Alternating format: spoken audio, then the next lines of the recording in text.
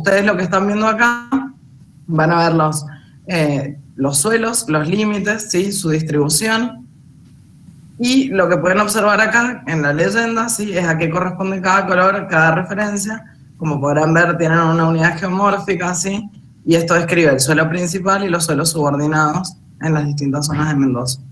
Esta es la fuente, y acá, bueno, se especifica con una foto uno de los suelos que van a observar. ¿Qué necesitamos para poder representar gráficamente la distribución de los suelos y sus características específicas? Vamos a utilizar diferentes herramientas. Y vamos a seguir ciertos pasos, ¿sí? Que es a lo que denominamos el método cartográfico. Acá, chicos, vamos a usar esta diapo que tiene un punteo de información como una base para ir describiendo qué es lo que hacemos en un método cartográfico, cómo cartografiamos. Primero que nada, porque el suelo, ¿sí? El suelo edáfico, no es solo una representación vertical, sino que también tiene una expresión lateral, ¿sí? Se comporta como un objeto, o sea, como un cuerpo que cubre áreas y no tiene una expresión nada más que vertical, entonces su posicionamiento y su expresión a través de mapas es necesaria, ¿sí? Así que volvete, Vicky, volvamos al tema de cartografía. Deja la diapo... Del método cartográfico. El método, sí, está. Entonces, para iniciar un trabajo para cartografiar, supongamos que nos han pedido que definamos las propiedades del suelo y clasifiquemos un suelo en una región. Bueno, vamos a usar un esquema para poder cartografiar. Primero que nada, tener en cuenta qué alcance tiene eso, y en función de eso vamos a definir varias herramientas a utilizar y cómo vamos a encarar este proyecto, ¿sí? Pero eso lo vamos a ver enseguida. Ahora vamos a pararnos primero en qué tareas vamos a hacer antes y después del campo, digamos, o de la cartografía en sí. Como fase previa, ¿qué vamos a hacer en gabinete? ¿Qué decimos que vamos a hacer en gabinete? Nos referimos al laboratorio, a la compu, a no ir al lugar, a no estar in situ tomando información, sino tomar información de manera remota. ¿Cómo? Bueno, lo primero que vamos a hacer es tomar toda la información posible que tengamos de esa zona. Trabajos previos, mapas anteriores, muestreos que se hayan hecho, información de clima, información de suelos que exista, ¿sí? Toda esa información la vamos a recopilar, la vamos a sistematizar, ¿sí? Luego de eso vamos a trabajar con percepción remota o teledetección, ¿sí? ¿Qué es esto? Es todo un mundo esto puede ser incluso una carrera de grado también, solo percepción remota. Bueno, la percepción remota es específicamente yo me gusta el término percepción remota justamente porque ¿cómo es que se llama? Ya da idea de qué es lo que estamos haciendo. Estamos percibiendo qué es lo que pasa en un sitio, pero desde una posición alejada, ¿sí? No necesariamente tiene que ser desde el espacio, como serían las imágenes satelitales, que por ahí algunos de ustedes conocen. ¿Saben lo que son imágenes satelitales? ¿Han trabajado con imágenes satelitales?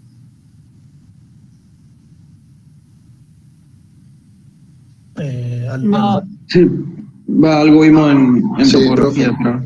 ¿Han tenido topografía? Sí, Recursos también ha visto un poco por arriba del tema. Ok, bueno. Básicamente yo creo que todos han trabajado con imágenes satelitales y han entrado a Google Earth y han visto su casa desde Google Earth.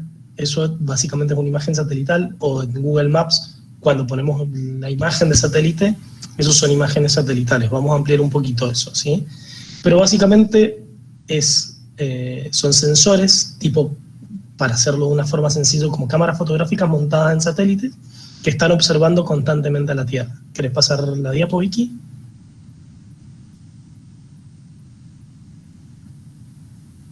Bueno, ¿querés contar primero un poquito qué es la geomática? Pensé que venía teledetección. No. Bueno, como les decía Leandro anteriormente, sí, volviendo rápidamente al método cartográfico, ahora vamos a ir viendo los pasos, ¿sí? desde la determinación del objetivo, ¿sí? Con qué herramientas contamos en esta fase previa que él comentó, de adquirir esta información para el objetivo que tenemos de mapeo, el trabajo de campo que se va a planificar, cómo vamos a procesar esos datos, y por último generar la cartografía, que es la representación, ¿sí? Para esto vamos a hacer uso, sí, de la esquemática. La esquemática es la ciencia, sí, que se ocupa de la gestión de la información geográfica, utilizando las tecnologías de la información y la comunicación. Esto que veíamos anteriormente, sí, hace referencia a la adquisición de la información, cómo se modelan, cómo se tratan, cómo se guardan esos datos, sí, y posteriormente se analizan y se representan. ¿Qué herramientas de la esquemática vamos a utilizar y se utilizan para el monitoreo de recursos naturales? Que en este caso lo vamos a utilizar específicamente para el suelo. Herramientas de geoposicionamiento, ¿sí? El sistema de posicionamiento global. Esta herramienta es una con la que absolutamente todos están familiarizados, ¿sí? De por sí todos ahora están teniendo un navegador en sus manos, con su celular tienen un sensor, un navegador de GPS, ¿sí? Con lo cual, esto, como ya se los dice el nombre, digamos, nos permite posicionarnos en el espacio, ¿sí? Definir a qué puntos vamos a ir y posteriormente, bueno, realizar el muestreo y poder representarlo, ¿sí?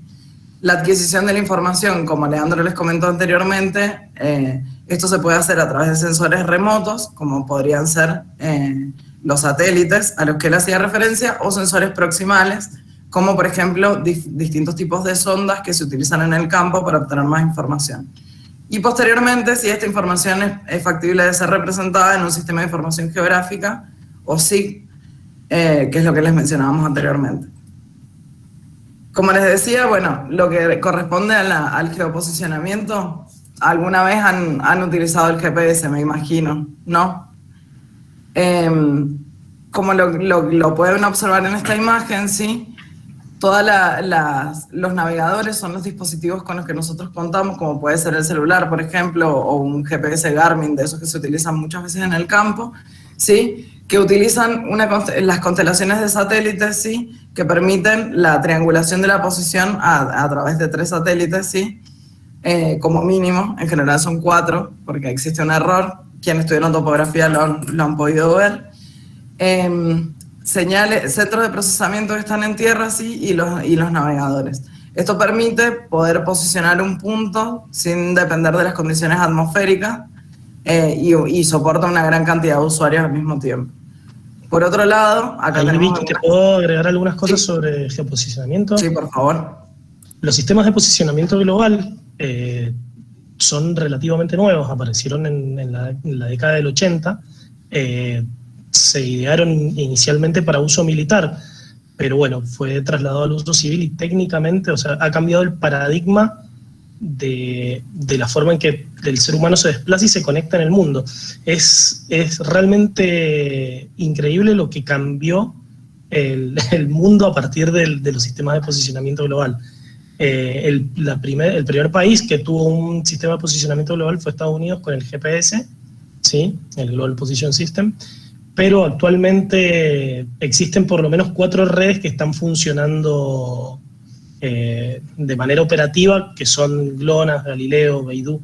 GLONASS es ruso, Galileo es de la Comunidad Europea y Beidou es el chino, es el sistema de posicionamiento chino. Y bajo esta tecnología han surgido un montón de cosas interesantes, pero bueno, que no vamos a mencionar ahora. Pero a nivel de posicionamiento realmente ha cambiado mucho cómo nos desplazamos. Todo el mundo usa GPS. Lo quiere usar o no lo quiere usar, lo usa en un montón de actividades. Ya, de hecho, cuando nos desplazamos en un auto y el vehículo o el celular nos da la ruta para llegar a un lugar, el posicionamiento que está usando el vehículo es un GPS, ¿sí? Cuando nosotros queremos referenciar un punto en la Tierra, y lo hacemos a través de un dispositivo, estamos usando una constelación GPS para posicionar el punto. Cuando un agrimensor va y hace una mensura en un campo, usa una estación total que está vinculada con GPS. Las comunicaciones también están vinculadas con GPS, pero bueno, eso ya no lo vamos a tocar acá. Pero bueno, es muy importante saber que esta red de satélites dan una posición que es bastante exacta, digamos, y puede variar en algunos de centímetros a metros dependiendo de los equipos que usemos, pero que nos posiciona en un lugar y que de hecho ha cambiado esto también la forma en que cartografiamos. En los cartógrafos antiguos, los cartógrafos de los años 50, 60, eran paisajistas, ellos dibujaban y referenciaban las cosas con puntos relativos. Hoy día las referencias son puntos exactos. Si bien esos puntos relativos después estaban atados a una red de estaciones fijas, de puntos fijos, la posición era hecha, digamos, de forma artesanal. Hoy en día todo eso lo procesa un sistema computacional. Ahí está, Vicky, perdón que te interrumpiera. No, está perfecto. Todos estos datos suman. Y bueno, como vemos acá, en lo que es adquisición de la información y a lo que hacíamos referencia recién como sensores remotos y sensores proximales, acá en esta imagen vemos un sistema satelital, sí, que está conformado por la plataforma y el sensor. En este caso se ve cómo, mientras describe la órbita, se iba tomando las imágenes para su posterior procesamiento. Por este lado estamos viendo en este caso una sonda Veris, es una sonda que se utiliza para medir conductividad eléctrica, lo mismo que esta sonda que es un EM38, sí, que también se utiliza para la conductividad eléctrica. Y por este lado lo que vemos es un Green Seeker, que es un sensor que va colocado en un cuatriciclo, se recorre el viñedo y mediante este sensor obtenemos datos de NDVI, que es un índice de vegetación, del que, bueno, luego haremos alguna referencia. Todo esto sí corresponde a la etapa de adquisición de la información. Nosotros tenemos, de alguna forma, digamos, podemos tener información previa para la decisión, sí, de cómo vamos a muestrear, de qué sitios vamos a seleccionar con sensores remotos, por ejemplo, que los podemos adquirir de manera libre en muchos casos, sí, hay muchos productos libres, los software de procesamiento también, hay muchas posibilidades de utilizar software libre, con lo cual lo importante para poder hacer uso de esta información es conocer la técnica, ¿sí? Y por otro lado, los sensores proximales que se van a utilizar ya en la etapa de campo. Y volviendo a lo que hablábamos recién de los otros elementos, sí, el elemento que utilizamos para la representación de la información son los sistemas de información geográfica. Me gusta mucho esta imagen, sí, porque describe bastante el proceso que se hace durante la cartografía, ¿sí? Nosotros tenemos el mundo real, que es el que buscamos representar, y para eso podemos representarlo, subdividirlo en capas, ¿sí? Como se puede observar acá, por ejemplo, esta capa corresponde al tipo de suelo que tenemos, esta otra capa corresponde a alturas de terreno, y luego tenemos líneas, ¿sí? O polígonos, líneas o puntos, que indican, por ejemplo, cuáles son las colonias de la ciudad, departamentos, provincias, cuáles son las calles, ¿sí? Y por este lado, por ejemplo, se están marcando, posicionando los comercios, ¿sí? Acá tenemos dos diferenciaciones. Por un lado, las capas raster de información, que son estas, ¿sí? Que son matrices de datos, como puede ser el caso del tipo de suelo y la altura de terreno, que se utiliza para la representación de variables continuas, ¿sí? Y por otro lado tenemos las capas de tipo vectorial, como polígonos, líneas y puntos, ¿sí? Que hacen referencia a puntos específicos en el espacio, ¿sí? Esto es importante, o sea, lo vemos ahora, lo mencionamos, porque luego Leandro les hará una explicación de cómo llegamos de un punto a generar un mapa de variables continuas, ¿sí? Sí, no siempre es necesario pasar de una información a otra, pero bueno, tal como decía Vicky, el mundo real, la realidad es continua, pero la representación de esta es una discretización, siempre es una discretización. Nosotros siempre estamos discretizando la información, estamos segmentándola. ¿Y cómo la vamos a segmentar? Bueno, a través de información raster, que son como imágenes, las imágenes, las fotos que ustedes ven, se podrían pensar como un raster, y vectores son representaciones de puntos, líneas y polígonos a través de coordenadas, ¿sí? No es una grilla regular. Ahora sí pasemos al... Sí. Bueno, acá... Sí. Perdón. No, dale. No, si querés, habla vos. Nos estamos pisando. Es la primera vez que hacemos esto De manera conjunta. en directo, así que chicos sepan tener paciencia. Disculpar. Bueno, un poquito sobre percepción remota, que es lo que estábamos diciendo antes, y de satélites. Y tal como comentaba Vicky, existe actualmente un enorme, pero enorme catálogo de imágenes satelitales, de satélites orbitando la Tierra, satélites que la orbitaron y ya no están en órbita, tanto satélites que se pueden adquirir, o sea, información satelital que se puede adquirir de forma gratuita, como información que se puede adquirir de pago, ¿sí? Como información de uso militar que no se puede adquirir salvo que estemos vinculados en algún proyecto de defensa o de investigación para algún fin particular. La información es muy vasta y hay muchas formas de capturar esta información. Yo acá abajo les puse un grafiquito que prácticamente no se ve, pero que es el espectro electromagnético. ¿Esto qué quiere decir? Que la luz, o sea, la energía, tiene diferentes longitudes de onda y es lo que nos va a dar diferentes formas o información, ¿sí? Nosotros, el ser humano, del espectro electromagnético puede observar este pedacito, ¿sí? El que va de los 400 a los 700 nanómetros. Esos nanómetros, que al ser una onda, justamente es la longitud que esa onda tiene y que es la que nosotros podemos observar, que va desde el azul hasta el rojo. Por debajo del azul está la luz ultravioleta, ¿sí? Y por encima del rojo están los infrarrojos. A medida que nos alejamos en ese espectro hacia longitud de onda más largas... ok. Ahora estamos grabando la presentación. La clase, sí.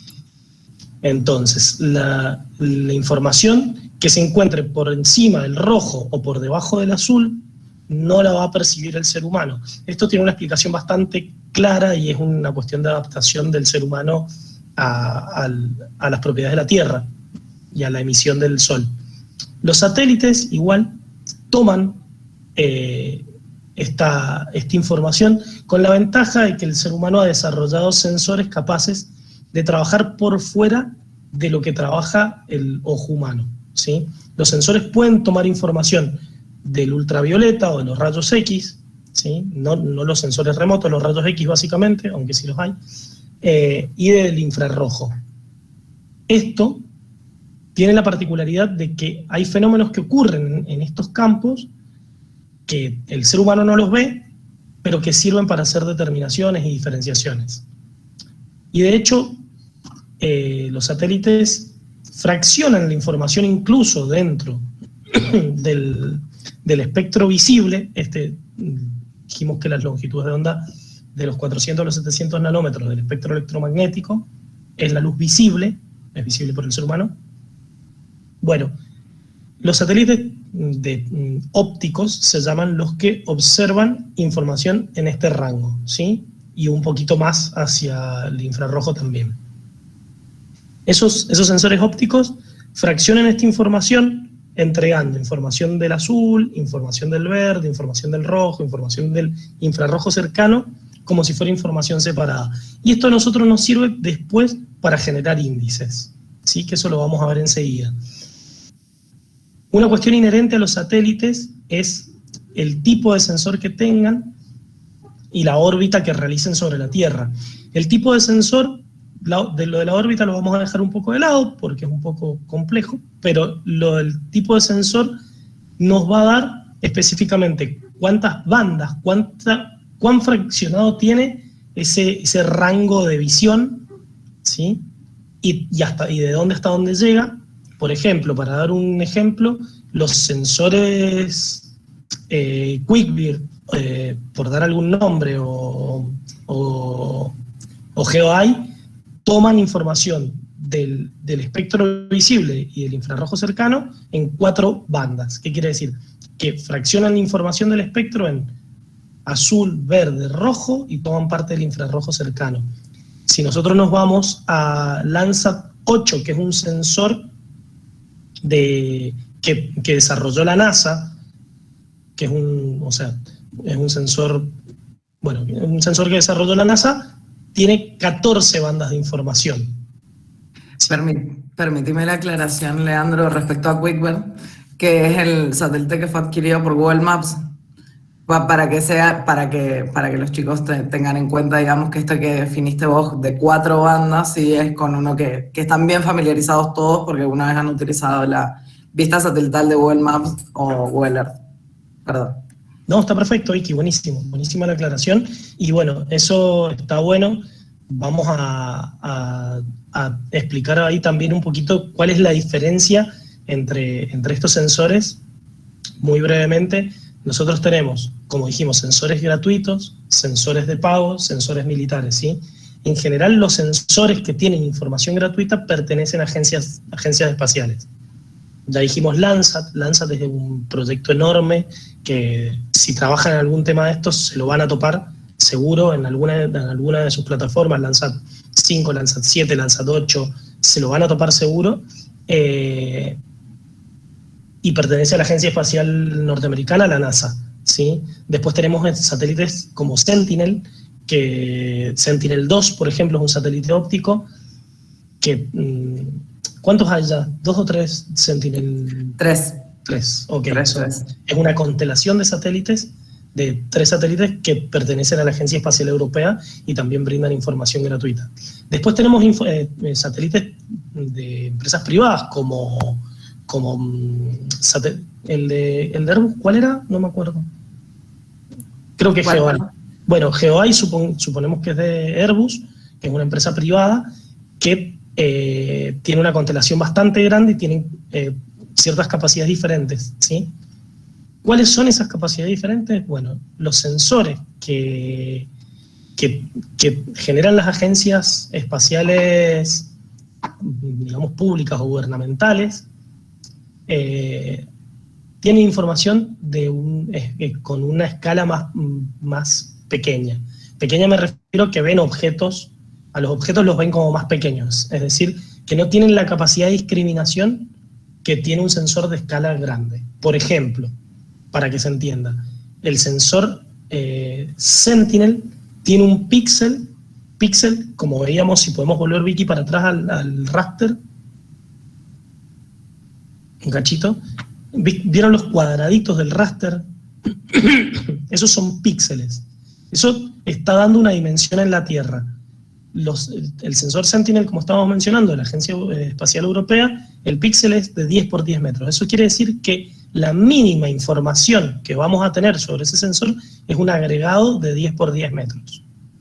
GeoEye es un sensor privado de la empresa Airbus que el píxel, o sea, su resolución espacial es de 75 centímetros. Eso quiere decir que prácticamente en un píxel de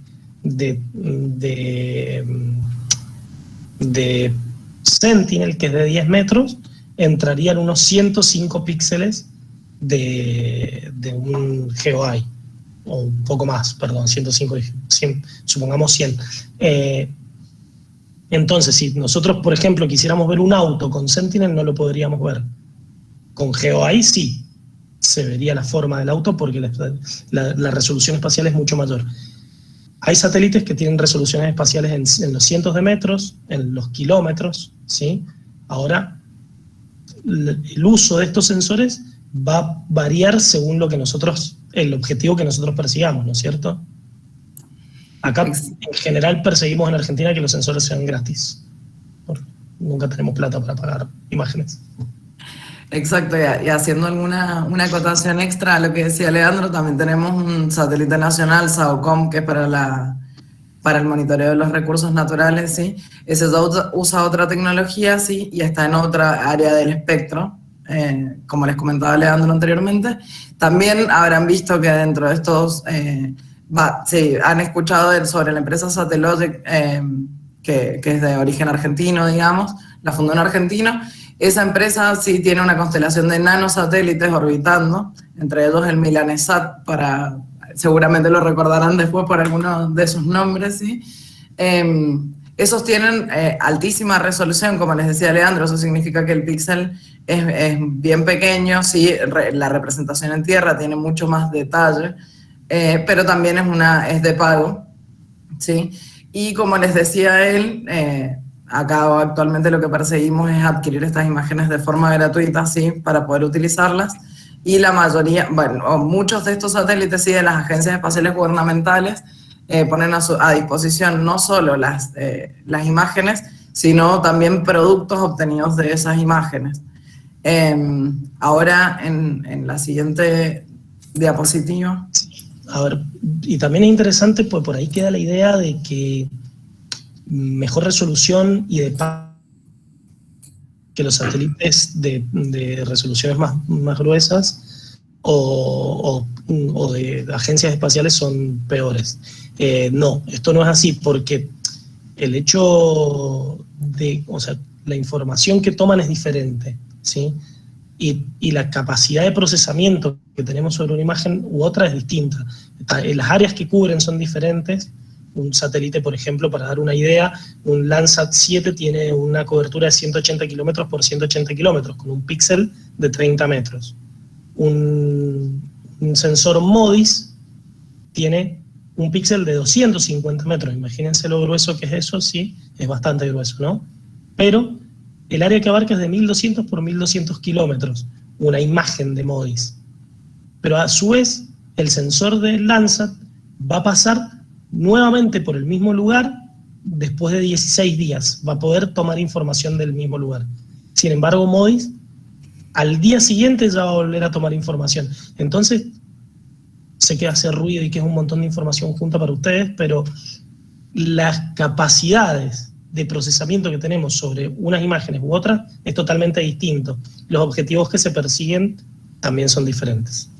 Exacto, como les dice Leandro, el objetivo es clave en esto, ¿sí? Porque si nosotros queremos monitorear una inundación o queremos monitorear un incendio, por ejemplo, no podemos esperar 16 días a tener una nueva imagen, sí, del mismo sitio. Si tenemos una imagen cada 2 días o cada 1 día, inclusive aunque sea más gruesa, si el área abarcada es grande, sí, puede ser la imagen que perseguimos, ¿sí?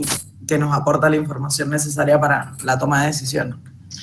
Claro, perfecto. Como acá, bueno, vamos a hablar específicamente de suelo, vamos a ver qué información de estos satélites nos va a servir. Nos sirve. ¿Okay? Sigamos adelante. Como les decía Leandro anteriormente, sí, algo de lo que podemos obtener de los satélites, sí, son estos índices que nos dan medidas, sí, sobre ciertos parámetros que estamos evaluando. En este caso, lo que estamos viendo en la izquierda, sí, es una imagen MODIS, sí, un procesamiento de temperatura de suelos, y por este lado, un índice normalizado de diferencia de vegetación, sí, con un satélite Landsat 8.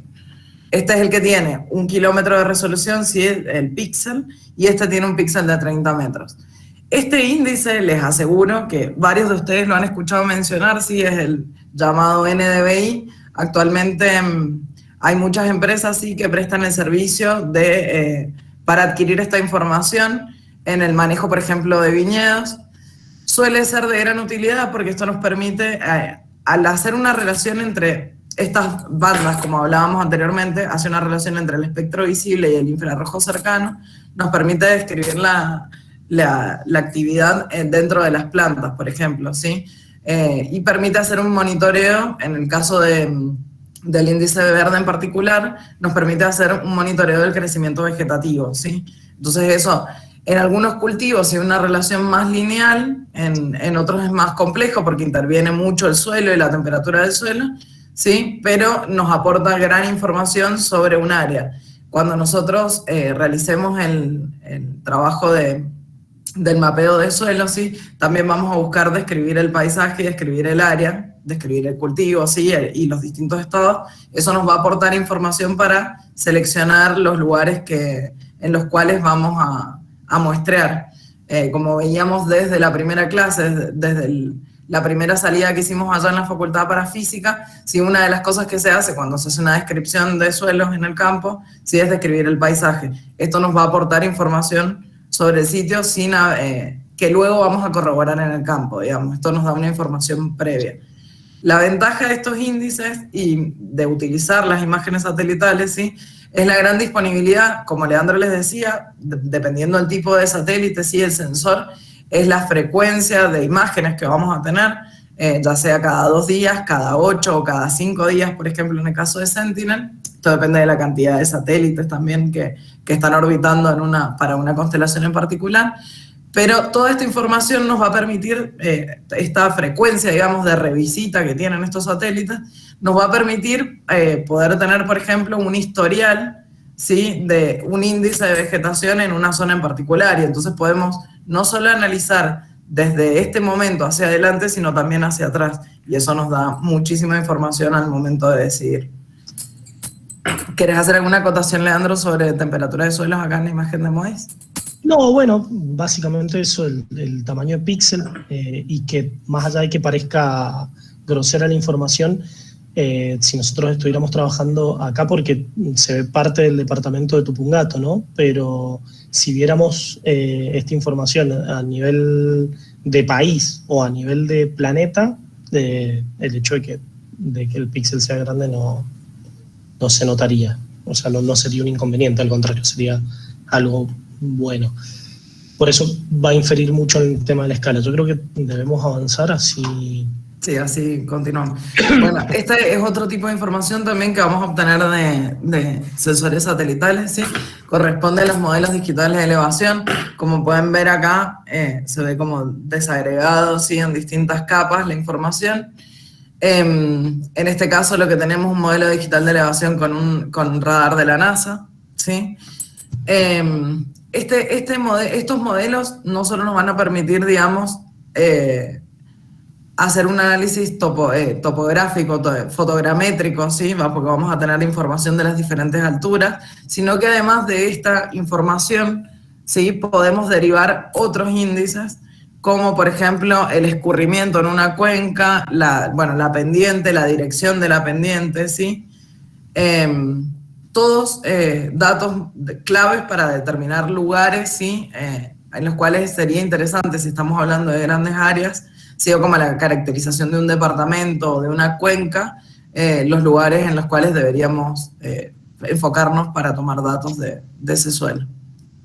Básicamente, un modelo digital de elevación, más allá de cómo se obtiene, hay diferentes metodologías, pero todas se basan en el principio de la estereoscopía, que es pararse desde 2 puntos diferentes de un lugar y mirar el mismo sitio, y eso nos da una sensación de profundidad al ser humano que tiene estereoscopía, por eso los 2 ojos separados, y eso se puede cuantificar de diferentes técnicas, como por ejemplo el radar de Shuttle, del Shuttle es el transbordador espacial de la NASA, que todos hemos visto en alguna película o algo. Acá se usó en el año 2000 para hacer un relevamiento global y hacer un modelo digital de elevación. Esto, en fin, traducido, termina siendo un raster, una imagen, donde cada píxel tiene un valor de altura, ¿sí? Acá en la imagen que vemos a la izquierda tenemos un mapa con una diferenciación de colores en altura, donde lo más clarito es un 0, que en este mapa no hay, y llega a 5.000 metros la presentación del mapa. Claramente hay mayores alturas porque acá está la Aconcagua, ¿no es cierto? Más o menos, yo le estoy señalando como si se viera mi mouse. La Aconcagua está en el sector noroeste de la provincia, pero bueno. Esto es una representación de cada píxel una altura. Y ahora si pasamos a la diapo siguiente, teniendo esta información de que cada píxel es una altura, podemos hacer análisis de entorno, ¿sí? Estos análisis de entorno nos permiten obtener la pendiente, que es la relación de la variación de altura respecto al eje horizontal, ¿sí? Podemos tener diferentes índices como humedad topográfica, como acumulación de flujo, podemos determinar dónde están los ríos o los canales, más que los ríos, ¿sí? Podemos obtener un montón de información que va a derivar, y la mencionamos porque va a ser importante esta información a la hora de hablar de suelos, ¿sí? ¿Ustedes qué creen? ¿Que van a ser iguales los suelos? Suponete, no estoy presentando yo, pero vamos arriba a la que se ve más verdecita. Los suelos que se puedan formar en el sector inferior izquierdo de la imagen que los suelos que se puedan formar en el sector superior, inferior derecho de la imagen con el superior izquierdo. Superior izquierdo, sí. Este es un mapa de humedad topográfica, sí. La respuesta es no. Tampoco tienen que saber qué es lo que está indicando ahora un mapa de humedad topográfica. Quienes trabajen en algún momento con estos temas ya lo sabrán. Así que avancemos. Bien, y como les decíamos anteriormente, sí, toda esta información que vamos obteniendo puede ser representada en capas, ¿sí? Estas capas pueden ser superpuestas y posteriormente, mediante métodos estadísticos, digamos, analizar esa imagen, esa información de manera conjunta para determinar sitios de interés para realizar el muestreo. En este caso, sí, pueden observar distintos puntos a los que luego se decidirá muestrear en función de la información obtenida previamente. Como les decía anteriormente también, y hablábamos respecto al sistema de posicionamiento global, a estos puntos posteriormente vamos a ir con un navegador, ¿sí? Mientras este procesamiento se obtuvo en gabinete. Y lo que podemos ver acá son dos ejemplos distintos, ¿sí? De tipos de muestreo que se podrían hacer. Por un lado, un muestreo aleatorio, ¿sí? O por el otro lado, un muestreo grillado. Por ejemplo, si estamos trabajando a gran nivel, digamos, o queremos determinar, por ejemplo, utilizando índices de vegetación, queremos hacer un monitoreo de la vegetación planta a planta, o en vez de plantas queremos usar claros, digamos, dentro de un viñedo, podríamos realizar un grillado para combinar en cada una de esas celdas de la grilla, ¿sí? La información existente, y eso va a depender del nivel de detalle que requiramos para nuestro trabajo, ¿sí? Para nuestro trabajo a campo. En este caso se ven sitios de estudio, ¿sí? Marcados, que es el perímetro que tenemos acá. Este es el sitio de estudio, y los puntos para distintos tipos de resultados de muestreo, de determinada cantidad de puntos, digamos, cuántos queremos afín en el campo. ¿Ustedes, chicos, qué creen? ¿Que es mejor un diseño regular o un diseño aleatorio del muestreo? Va a depender del objetivo, ¿o no? Bien, perfecto. Sí, perfecto. No otro. Va a depender del objetivo, va a depender del presupuesto, va a depender de varias cosas, ¿sí? En general, un diseño regular, teniendo en cuenta el presupuesto, podría ser mejor. Vamos a tener siempre más información, pero bueno, no siempre es posible hacer un muestreo regular. Entonces, muchas veces se utilizan técnicas para no hacer un muestreo aleatorio solamente, sino un muestreo pseudo aleatorio o dirigido que toma información de base, toda la información previa que vimos, la información de los satélites, la información recopilada de bases de datos viejas, la información de índices, toma esa información y busca muestrear sectores que tienen mayor heterogeneidad. ¿Esto para qué? Para saber que no vamos a duplicar esfuerzos y para, por lo menos, tratar de que a grandes rasgos tengamos toda la heterogeneidad o la mayor cantidad de heterogeneidad posible mapeada. ¿Esto siempre ocurre? Bueno, no. Esto también depende del alcance de nuestro trabajo. Por ejemplo, esto que ven acá es un muestreo pseudo aleatorio y hay tres tipos de puntos, ¿sí? Hay unos circulitos, unos rombos y unos triángulos. La zona que se iba a muestrear es la misma, lo que cambió es la cantidad de muestras a tomar. Los círculos eran 10 muestras, los rombos eran 15 muestras y los triángulos eran 12.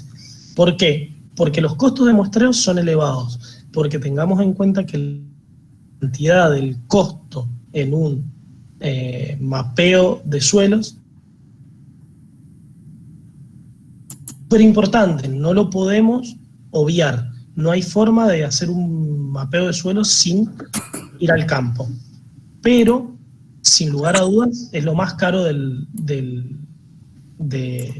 trabajo. ¿Sí? Es lo más oneroso para desarrollar un trabajo de esto. Entonces, tener un diseño ajustado y que que sea efectivo, que sea eficaz, es muy importante. Es por eso que hacemos todo un preprocesamiento de información, incluso antes de ir al campo, para tener una idea. Primero esa clasificación visual que vamos a hacer sobre las imágenes satelitales, sobre las fotos aéreas que consigamos,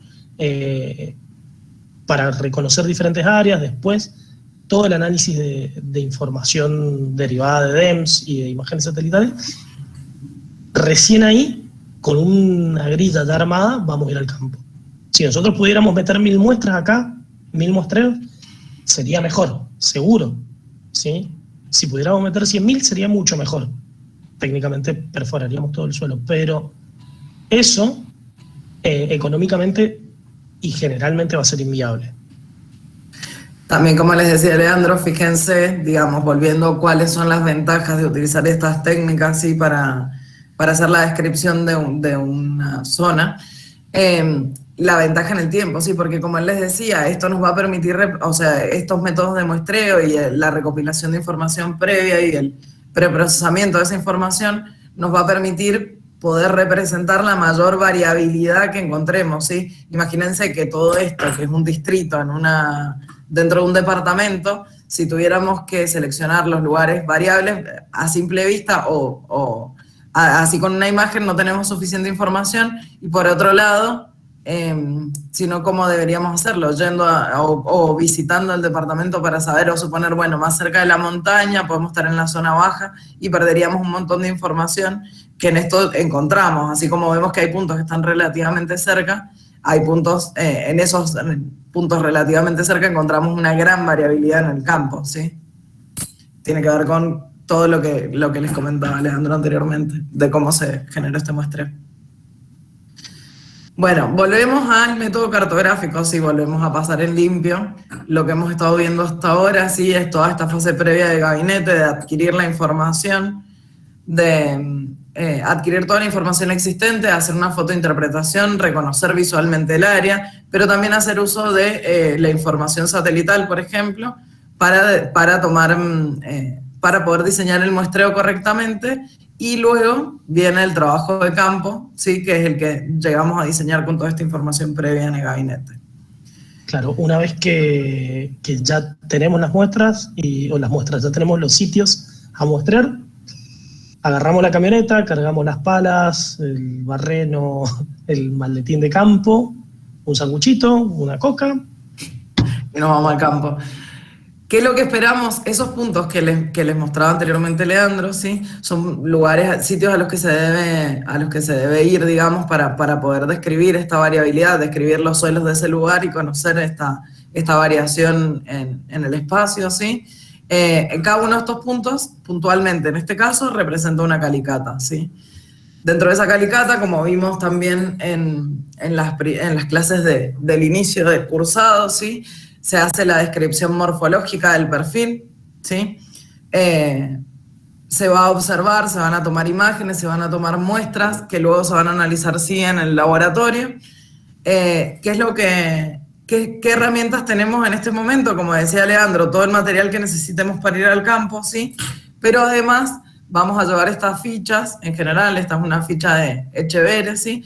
En esta nosotros vamos a ir describiendo lo que vamos observando. No solo describimos lo que observamos dentro de la calicata, ¿sí?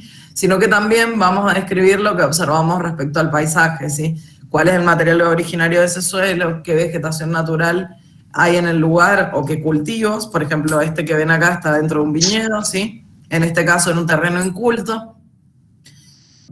Cuál es el drenaje, si esos suelos tienden a anegarse, cuál es la distribución de la humedad dentro de la calicata. Esto lo vieron cuando se observa erosión. Perdón, esto lo vieron cuando hicieron calicatas, ¿no? Esto sí lo vimos en el módulo en el módulo de física de suelo. Claro. Bueno, la descripción. Por ahí.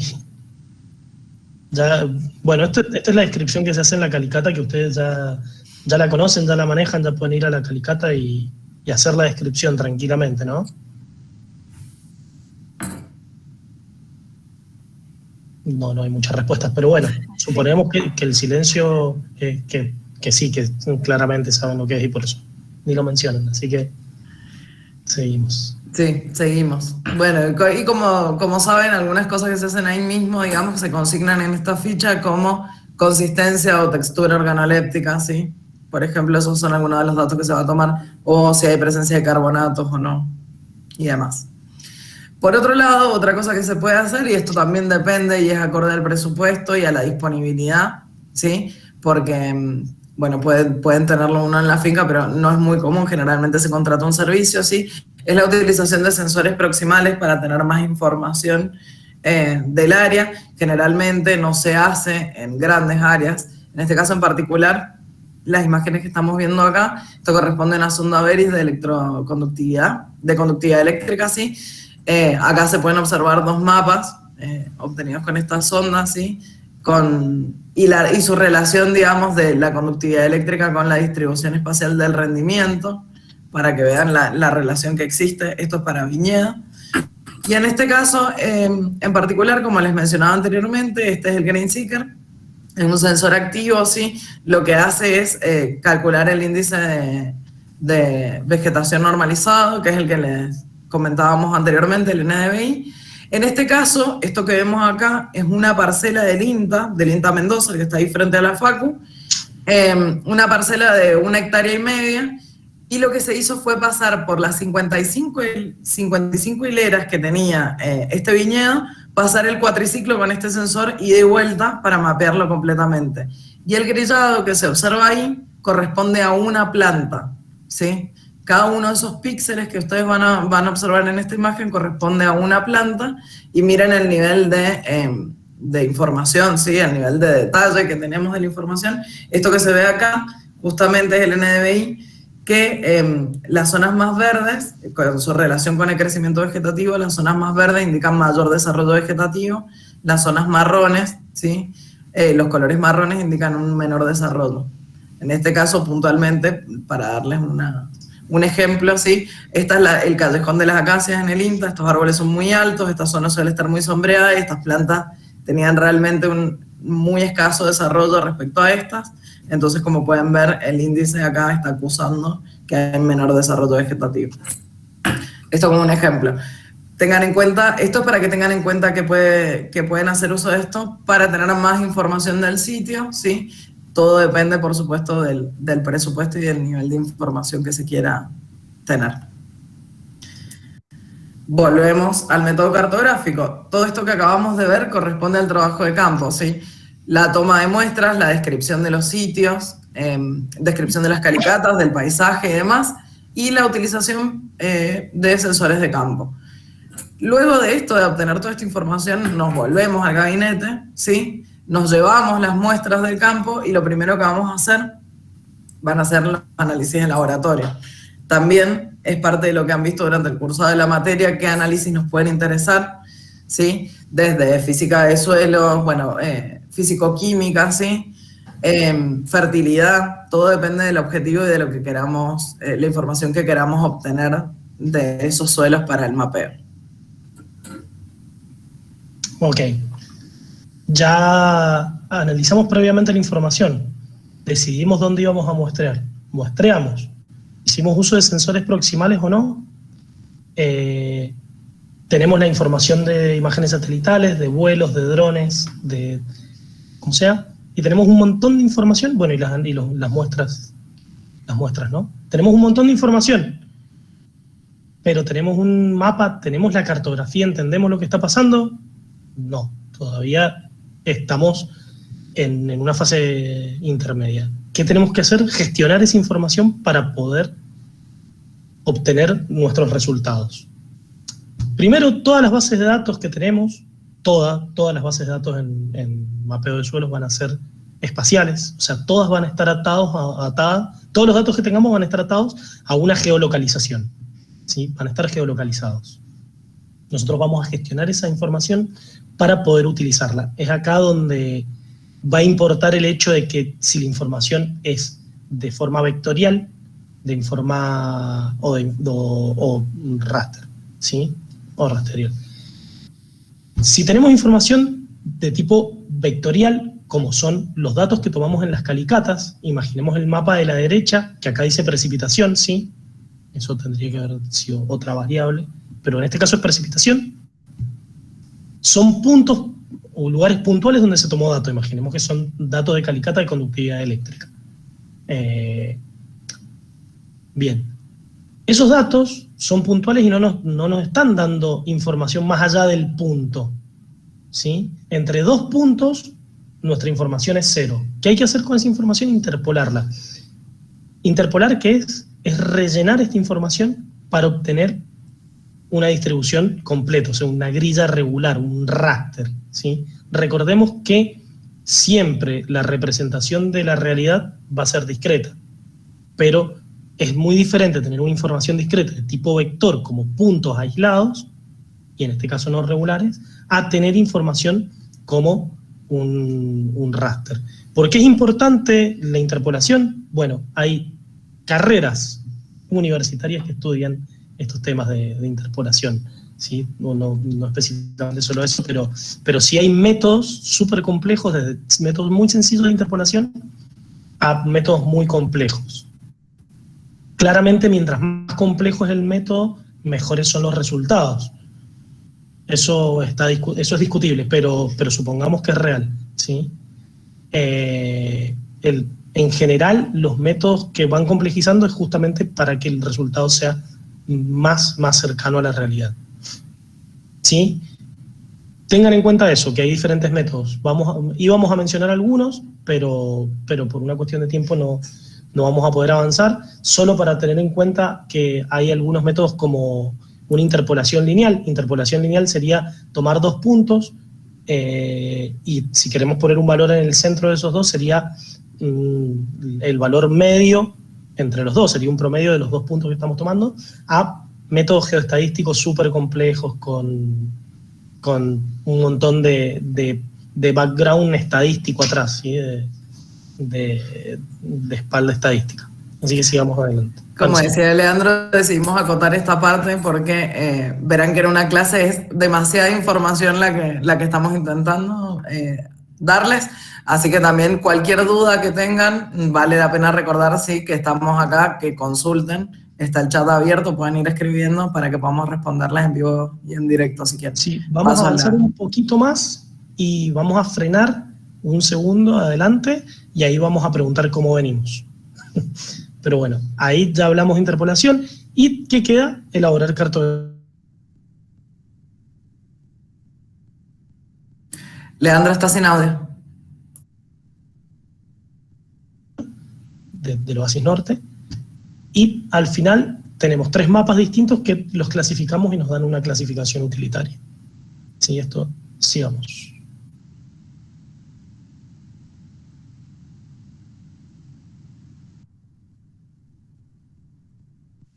Profe, no se escucha.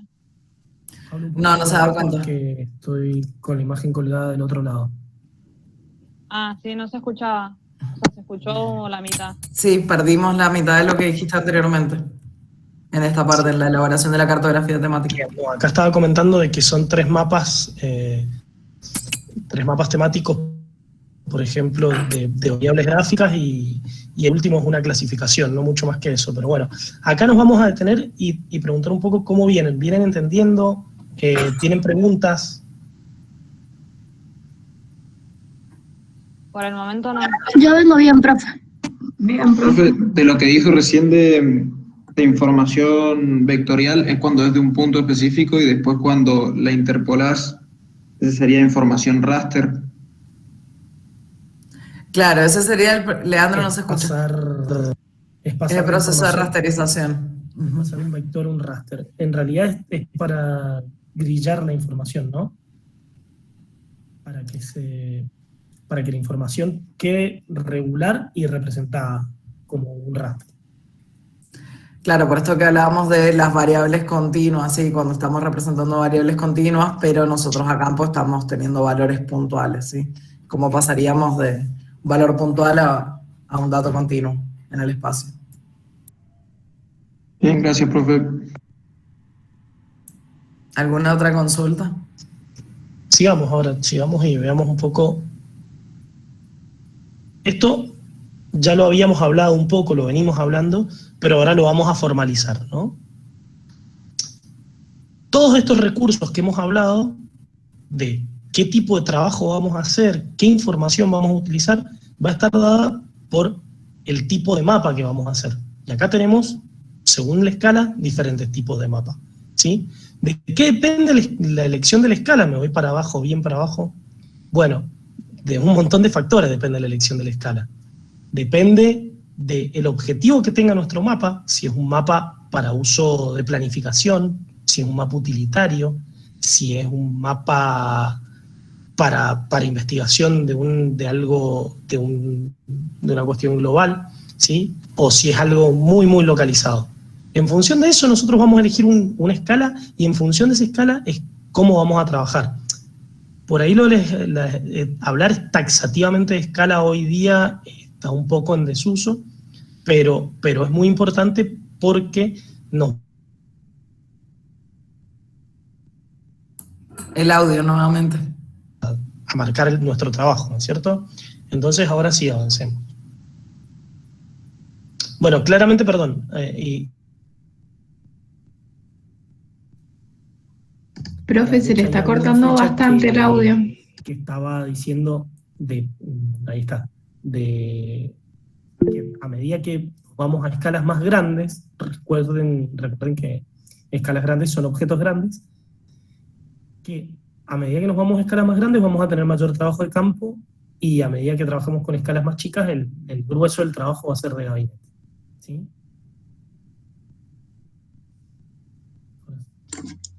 Entonces, profe, una pregunta. Tenemos escalas de reconocimiento extensivo. Sí. Me volvió esta compu. Para Leandro, que hay una consulta. No se sí, por ejemplo, si en un mapa leo una escala que dice 1 dividido 250.000, ¿eso qué quiere decir? ¿Un píxel cada 250.000?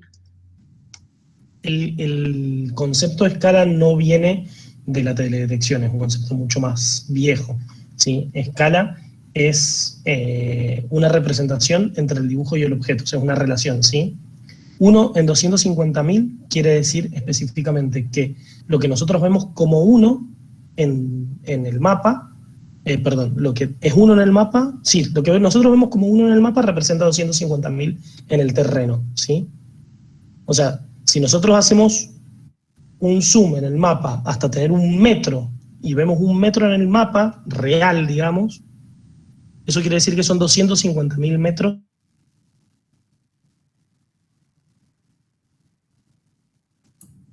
Leandro, el audio. Estoy teniendo muchísimos problemas con la conexión. Pero bueno, repito de vuelta lo de la escala.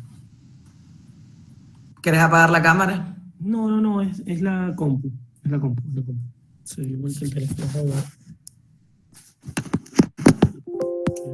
Bueno, la escala es una relación que hay entre el dibujo y el objeto, ¿sí? Entonces, si nosotros tenemos un mapa, por ejemplo, que vemos 1 centímetro en el mapa, representa en la realidad 250.000 centímetros en el terreno. Bien. Bien, se entendió, profe. ¿Sí? Ya sí, después cuando veamos algún mapa, me detengo en la escala y te lo muestro. Dale. Sigamos adelante. Mapas de reconocimiento, te pasaste una diapositiva. No te la pasaste, yo no le estaba leyendo. Quedó la anterior. Claro, es la que estaba acá. Acá tenemos mapas de reconocimiento extensivo, perdón. Los mapas de reconocimiento extensivo son mapas de escalas muy pequeñas. Pequeños, recordemos que escalas pequeñas, objetos se ven pequeños, ¿sí? Escalas grandes, los objetos se ven grandes. Entonces, son escalas para áreas regionales, áreas muy grandes, como por ejemplo toda la República Argentina. Acá tenemos el mapa de suelos de la República Argentina, que está hecho en escala 1 en 1 millón. O sea, imagínense que 1 centímetro en el mapa van a representar 1 millón de centímetros en el terreno, ¿sí? O sea, 1 centímetro representa 10 kilómetros. No no estamos viendo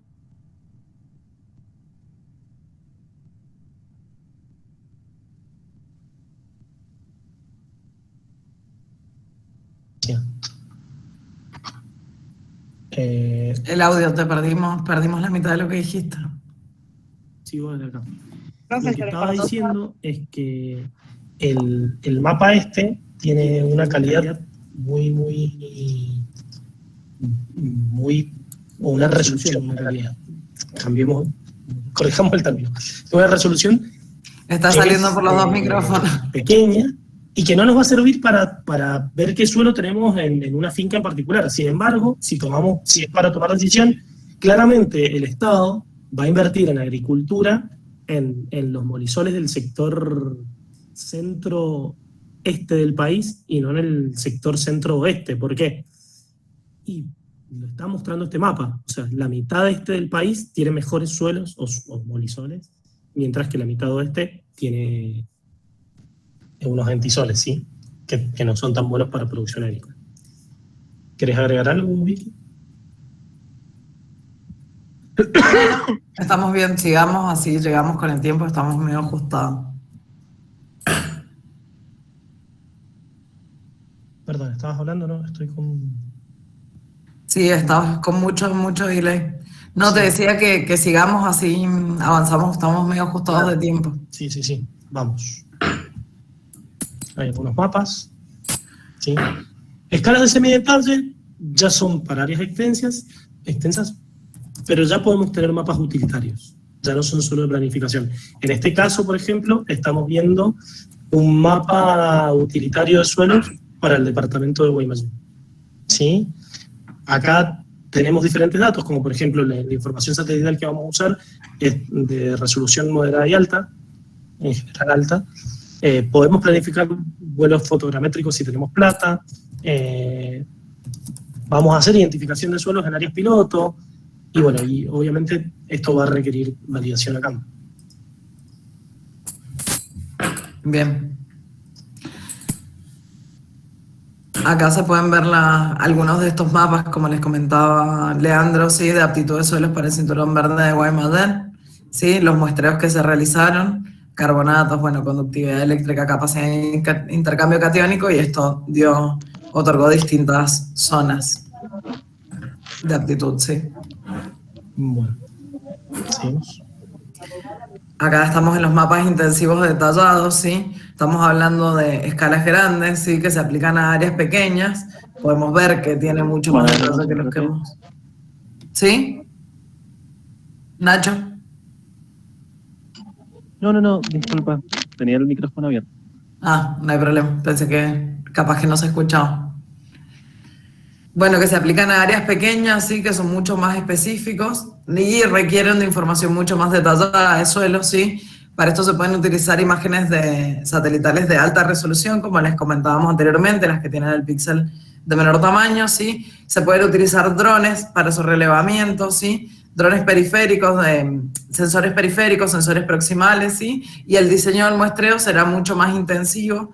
Probablemente se opte por quizás tener alguna que otra calicata, pero principalmente se obtendrán muestras por barrenado, ¿sí? O por mini pits. Acá, para Gonzalo, estaba preguntando antes cómo es el tema de la escala. Fíjate que vos tenés, en esta escala, en la gráfica que está abajo, tenés 3 segmentos, ¿sí? Cada uno de esos segmentos representa 500 metros, ¿ok? Si nosotros midiéramos cuánto mide uno de esos segmentos, podríamos calcular cuál es la escala numérica, ¿sí? ¿Se entiende, Gonzalo? Sí, profe. El perímetro, por ejemplo, el largo de la línea negra, por ejemplo, usando la escala. Sí, o sea, si usáramos la escala, supongamos que esto es una escala de 1 en 25.000, o 1 en 10.000, suponete, ¿sí? Y nosotros midiéramos toda la línea negra de uno de los costados, la línea negra, por ejemplo, la recta, podríamos saber qué largo tiene con esa escala. Tendríamos que dividir el valor, en realidad multiplicarlo por 25.000 y nos daría el valor en metros. Entendí, gracias, profe. Bueno, acá ven que el muestreo que está hecho, seguí, es mucho más intensivo. Hay muchísimas muestras de suelo para una finca que es grande, pero claramente no tiene el tamaño de la Argentina. O el tamaño de Guaymallén, como veíamos antes, ¿sí? Y bueno, acá tenemos los resultados que ya no están clasificados, sino que son resultados utilitarios como conductividad eléctrica.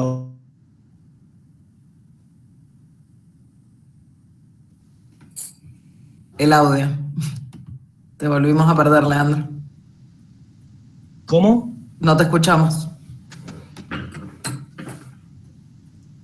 Perdón. Nos quedamos en la parte que estabas hablando de los tipos de mapas. Bueno, sí, como él les decía, esta conductividad eléctrica, pueden ver acá también el índice de pendiente, el índice de aspecto, sí, la humedad topográfica, esto que hablábamos anteriormente del índice verde, sí, que nos permite tener en cuenta patrones de desarrollo de la vegetación, entre otras cosas.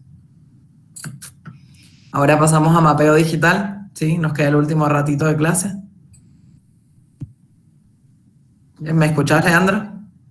Dame un segundo, estoy cerrando. Dale. Ahí te escucho, Vicky. Perfecto. Pasamos a mapeo digital, sí, que nos queda el último ratito. Dale, sí. ¿Cuánto nos queda, más o menos? ¿Media hora? Sí, media hora como máximo. Ok, bueno, vamos igual un poquito más rápido. El mapeo digital de suelos sería como la expresión máxima para explotar la información que tenemos para desarrollar mapas de suelos, ¿sí? Es una técnica que tiene un origen bastante antiguo, parte de una formulación de Dokuntzaev en el siglo XIX. Dokuntzaev fue un suelero muy importante en Rusia, y él aplica o genera un precepto, dice que los suelos son el resultado de una interacción muy compleja entre el clima y los organismos vegetales, animales y el contenido de estructura de material parental. Y, finalmente, la edad, ¿sí? Esta ecuación de Dokuntzaev, que el suelo es origen del clima, los organismos vivos, el material parental y la edad, es sumamente importante, y bueno, después fue tomada por Jenny, quien la dio a conocer en la parte occidental del mundo, y es conocida como los factores formadores del suelo de Jenny. Y bueno, eso es un poco, sí, es un poco plagio en algún momento de Jenny hacia Dokuntzaev. Acá lo revalorizamos. Y acá está, bueno, un poquito la línea de tiempo del postulado de Dokuntzaev, su hipótesis cuando genera la ecuación, hasta llegar al modelo el modelo de formación de suelo, ¿sí? Esta fórmula y este modelo es súper importante porque de estos preceptos nos basamos después para poder mapear el suelo, para poder hacer este mapeo digital de suelos. Ese va a representar la clase o propiedad del suelo que vamos a predecir, ¿no? Y nosotros decimos que esta propiedad del suelo es generada en función a otras propiedades del suelo, al clima, a los organismos vivos que han actuado en el suelo, ¿sí? A su relieve, a la litología, a su material parental, ¿sí? Al material madre, a la edad que ha tomado en formarse ese suelo, a su posición espacial, y finalmente a un residuo, una parte de otros aspectos que no son explicados por esta función, ¿sí? Entonces, cuando esta información, que parte de un precepto, de una formulación matemática, nosotros la queremos llevar a tierra, llevar a un uso real, se desarrolla un sistema, un modelo que es el modelo cuantitativo digital, ¿sí? Este modelo utiliza software geoestadístico o técnicas geoestadísticas, ¿sí? Acá hay mencionado algunos software, nosotros no los hemos mencionado, pero en algún momento ustedes se los van a topar, que son, por ejemplo, Saga, QGIS o R. R es un lenguaje de programación estadístico, que son necesarios para poder desarrollar estos modelos cuantitativos digitales. modelos de elevación de terreno, que ya vimos algo de ello, ¿sí? Procesamiento de variables ambientales, como puede ser el clima, la topografía, y unidades de suelo-paisaje, como el que acá vamos a usar la biomasa, o el PDI, o los mapas utilitarios de suelos que existan. Bueno, litología y edad del suelo, eso de información geológica y geomorfológica que podamos tener. Bueno, finalmente funciones geoestadísticas.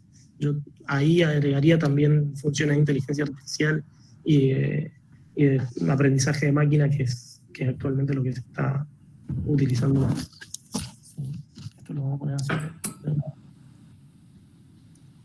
¿Qué plantea este modelo cuantitativo digital? Bueno, acá tenemos todas las capas que mencionamos previamente, ¿sí? Separadas, y plantea que el suelo puede ser tanto resultado de un modelo geoestadístico, como la geoestadística planteémosla como que es una estadística espacial vinculada, que vincula a lugares por su relación en el espacio. O sea, parte de un precepto que dice que objetos cercanos se parecen, ¿sí? Parte de una función así que puede ser cierta en la mayor parte de los casos, pero no siempre. Modelos de regresión lineal, que eso lo habrán visto en estadística, ¿sí? Cómo se relacionan linealmente, cuál es la relación, y los modelos de regresión que se pueden generar a partir de modelos lineales generalizados, aditivos, hay un montón de modelos.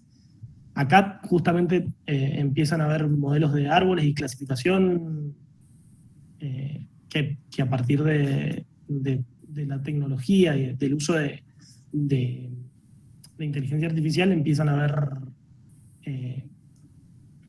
ser más útiles y a ser más aplicados estos sistemas como redes neuronales, sistemas de lógica difusa, árboles de decisión. Hay un montón de modelos de inteligencia artificial que hoy día se aplican, ¿sí?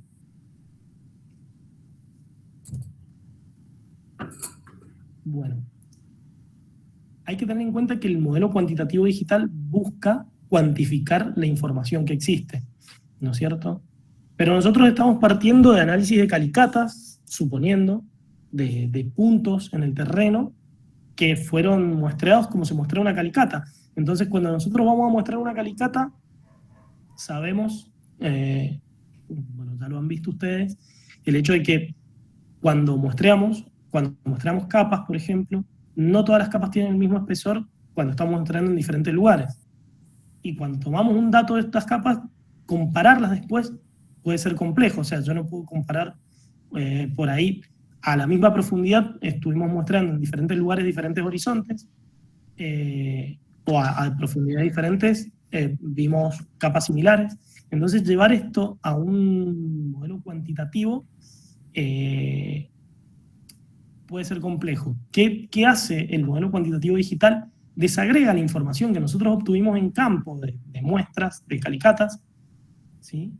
Y las agrega centímetro a centímetro a través de funciones de interpolación, como pueden ser curvas de splines, o bueno, hay diferentes métodos. Tengan en cuenta nada más que agregue esta información.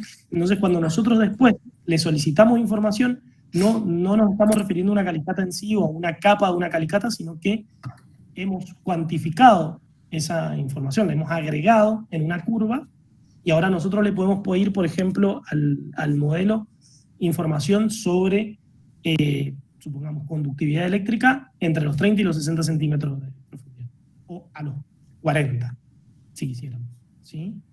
Porque ya toda la información está homogeneizada. El sistema se encarga, el modelo se encarga de homogeneizar esta información.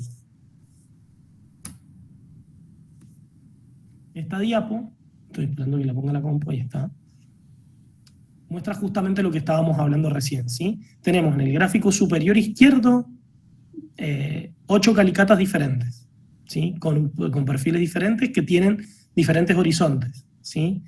Y tenemos una línea trazada a una profundidad X, que en este caso serían más o menos 15 centímetros, ¿sí? Entonces, en el perfil 1 estamos viendo un horizonte AB, ¿sí? Pero en el perfil 4 un horizonte A, y en el perfil 6 es un BT. Son horizontes diferentes. no podemos comparar esta información directamente como la tomamos de la calicata. Es ahí donde los modelos cuantitativos desagregan información y directamente agregan por variable a diferente altura. Entonces acá tenemos en el gráfico superior derecho ya la información discretizada y agregada, desagregada centímetro a centímetro, que es comparable. Entonces, por ejemplo, vemos en el cuadrito de texto de inferior izquierdo que tenemos una cantidad de arcilla, ¿no es cierto? Tenemos diferentes variables para diferentes columnas calicatas, para las 8 que habíamos visto, para esa profundidad, ¿sí? Tenemos el porcentaje de arcilla, tenemos conductividad eléctrica y otras variables a los 15 centímetros. Si nos vamos hacia la derecha, vemos un plot, el cuadradito con puntitos adentro, que nos muestra la relación entre porcentaje de arcilla y no leo el otro. ¿Lo lees vos, Vicky? Que tenemos? No, tampoco lo leo. No le puedo hacer zoom porque estoy presentando. Me fijo yo acá. Disculpen, chicos. Bueno, supongamos que tiene que es conductividad eléctrica. No dice porcentaje de fragmentos de roca, dice. Ah, perfecto, gracias. Bueno, entonces tenemos la relación entre porcentaje de arcilla y porcentaje de fragmento de roca, y los puntos que vemos adentro del gráfico es cómo se relacionan, ¿sí? Por ejemplo, el punto 1 tiene un porcentaje bajo de arcilla y medio de fragmento de roca. Y el 6 tiene un porcentaje alto de arcilla y muy, muy bajo de fragmento de roca. ¿Esto qué nos está dando? Que bueno, con esta información, acá tenemos dos variables, pero podemos representarlas todas, vamos a poder generar árboles que nos relacionan las calicatas que hemos tomado, a ver qué tan parecidas o qué tan diferentes son entre ellas, ¿sí? Entonces, en este caso tenemos que el sistema nos está determinando que, por ejemplo, el gráfico bien de la derecha abajo, que la primera clasificación vamos a ver que las calicatas 1 y 3 son bastante más parecidas entre ellas que las calicatas 2, 4 y 6. O sea, son diferentes la 1 y la 3 que la 2, la 4 y la 6. Después, dentro de la 4, la 2, la 4 y la 6, la 4 y la 6 se parecen más que la 2 con estas dos. ¿Se entiende eso? Es una jerarquización de qué tan parecidos o qué tan similares son las calicatas. Esto es muy importante cuando nosotros querramos hacer grupos de suelo o series de suelo para poder determinar cuáles forman parte de qué serie.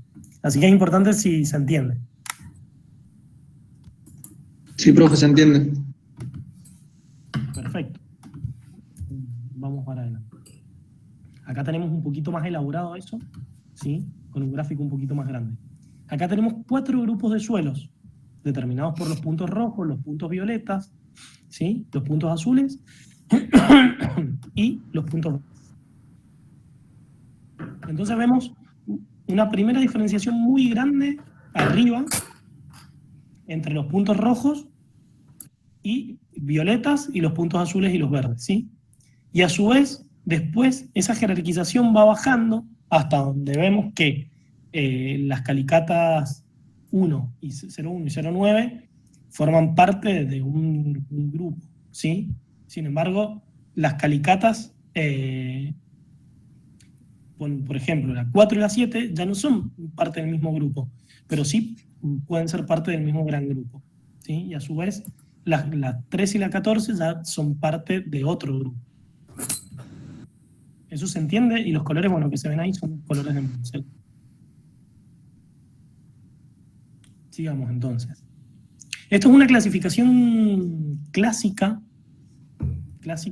para ver un perfil modal en diferentes series. Acá tenemos la serie de Altamira, la serie del Cepillo y la serie de la Consulta, ¿sí? Esto en Valle de Uco es. Y vemos que esto se interpreta la profundidad y los diferentes tipos de suelo.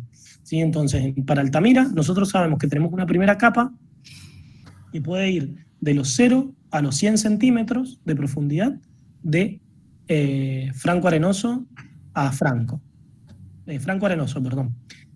Tenemos una segunda capa que puede ir prácticamente en la misma distancia de 0 a 100 centímetros de Franco Arenoso, y una tercera capa que puede ir de 0 hasta la profundidad que sea de sería un material madre.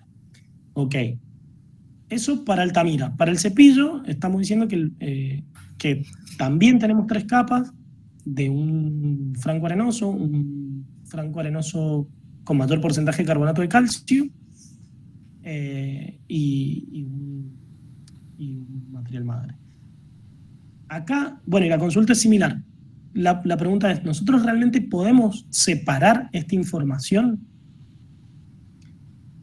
O sea, ¿podemos realmente decir que el Cepillo es totalmente distinto que Altamira, por ejemplo? ¿O la consulta? Si vemos un perfil puntual, es complicado. No, son suelos realmente parecidos, ¿sí? Entonces, a través del modelo cuantitativo digital, si pasas la diapo, acá tenemos 3 perfiles, supongamos que son los mismos, donde tenemos 3 propiedades de suelo diferentes, ¿sí? Donde las líneas punteadas del centro de los polígonos son los valores medios, y el área que las recubre, roja, verde y azul, son valores, ¿cómo es que se llama? Son los percentiles 25 y 75. Y a su vez, el color verde es una calicata, el color celeste es otra y el color rojo es otro, ¿sí? Y en los 3 gráficos que se ven están representadas 3 propiedades diferentes. Porcentaje de arcilla, pH y base saturada. En el gráfico 3 podemos notar que la calicata verde es totalmente diferente que las otras 2, ¿sí? A su vez, si lo vemos en el del centro, el de pH, vemos que ya el verde y el azul son bastante parecidos, pero que el rojo es diferente, ¿ok? Tenemos, a su vez tenemos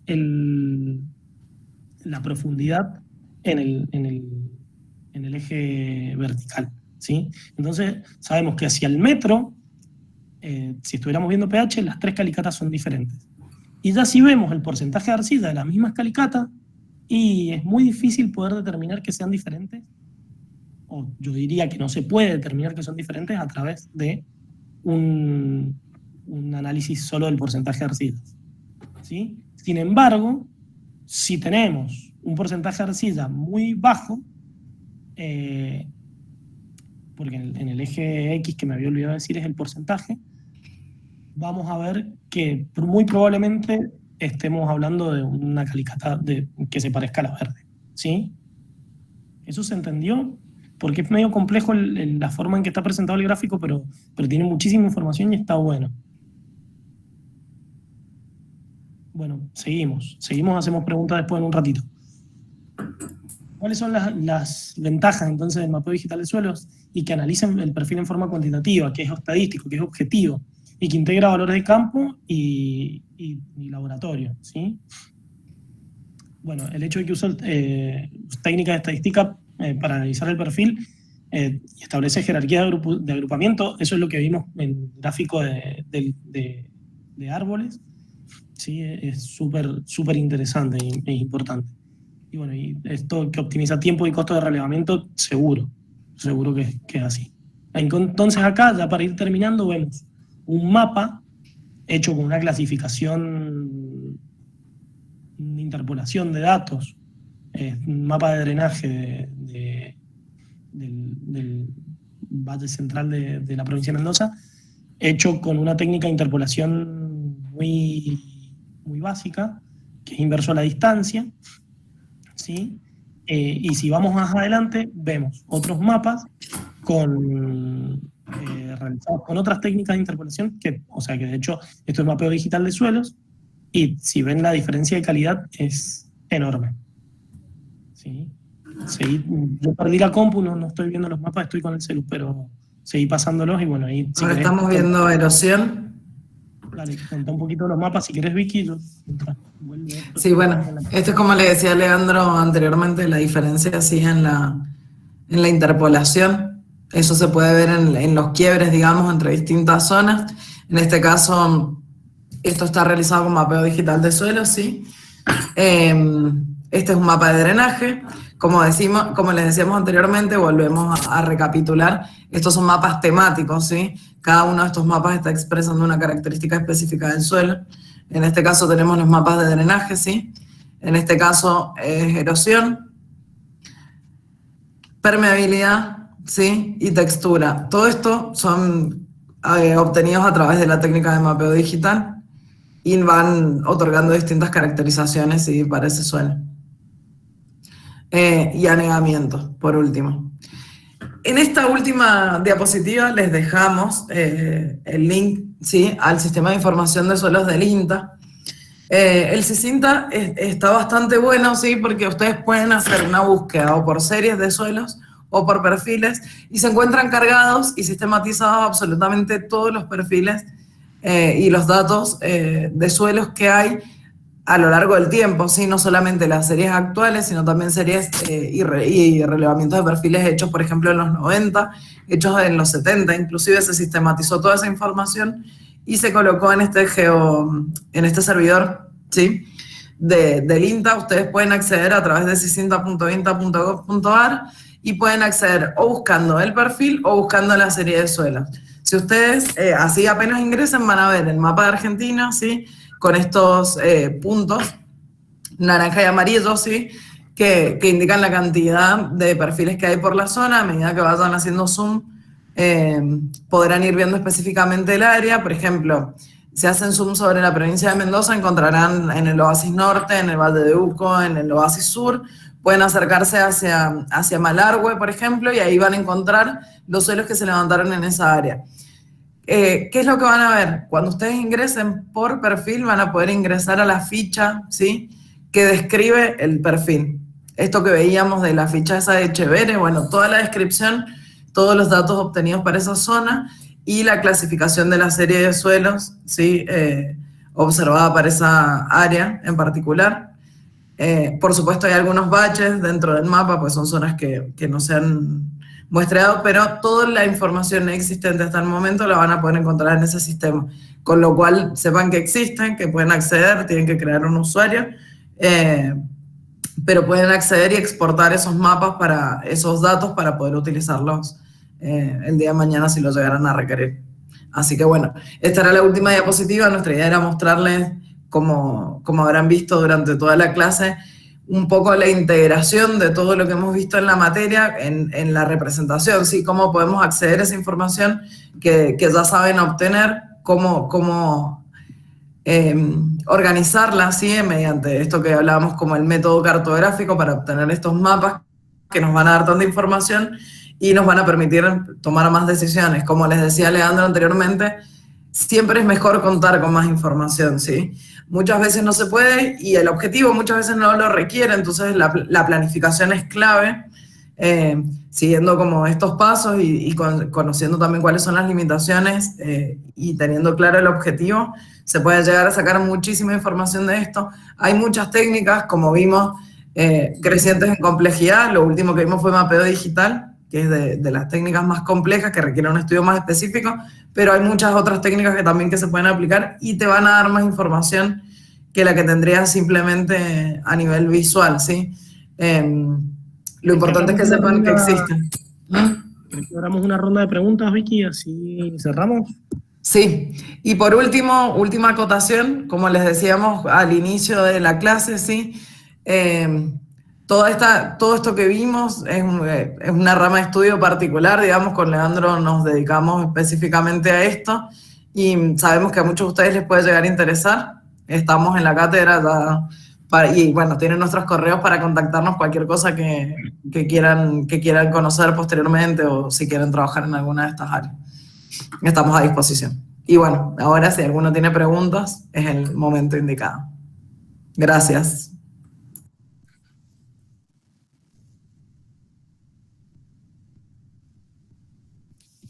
¿Preguntas, chicos? Yo por ahora no, gracias. Gracias, profe. Gracias a ustedes. No, yo tampoco, re interesante la clase, gracias. Bueno. Creo que eso es todo, entonces. Sí, ya están saliendo, así que... Bueno, cualquier cosa, los que quedan, si tienen alguna duda, nos pueden escribir. Estamos a disposición. Bueno, muchas gracias, profe. Una preguntita Gracias, profe. para repasar este tema, ya sea cuando lo vayamos a rendir en el final o ahora en la prueba de asimilación. Yo estuve siguiendo la clase con el libro de Pérez Valenzuela, pero me di cuenta de que en la presentación hay mucha información extra, no sé si la van a subir. Sí, la clase va a estar subida, es más, creo que Laura estaba en eso, la iba a dejar subida ahora apenas terminara para que ya todos tengan acceso. La prueba de asimilación sí vamos a intentar que sea sobre lo que hemos charlado en la clase, lo que está plasmado en las diapositivas del libro de Pérez Valenzuela es un soporte, sí, pero como decíamos, por ahí es un libro antiguo, hay algunas cosas que están desactualizadas y no está exactamente lo que hemos hablado ahora, así que algo de información del libro de Pérez Valenzuela va a haber en la prueba de asimilación probablemente, pero principalmente lo que hemos hablado ahora en la clase y lo que va a estar en la diapositiva que ya la deberían tener disponible. Sí, me imaginé. Bueno, muchas gracias. No, por nada. Profes, al principio dijeron que había una materia optativa, ¿no? Sí. Hay una materia optativa que se llama Agricultura de Precisión, que la dicta la cátedra de Geomática, que es la que dicta la materia de Topografía. No sé este año, bueno, no sé con el tema de la pandemia cómo se están manejando, pero la materia sí está, o sea que habría que contactar por ahí con alguno de los profesores, con Luis Rodríguez Plaza probablemente, para consultarle para la inscripción. Pero sí hay una materia optativa que dictan ellos. Bien, buenísimo, gracias, profes. No, por favor. No.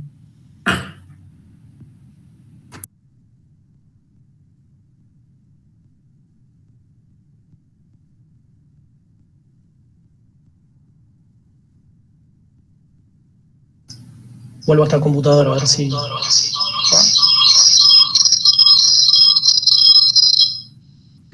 Profe, Perdón. ¿nos volvemos a conectar a las 11:30? Exacto. ¿O estamos acá? No hace falta. Pueden ir, descansar, porque además después de la prueba de asimilación se vinieron para acá. La discusión de resultados comienza a las 11:30, como está dicho en el campus. Bueno, gracias. Nos vemos enseguida. Nos vemos. Muchas gracias, profe.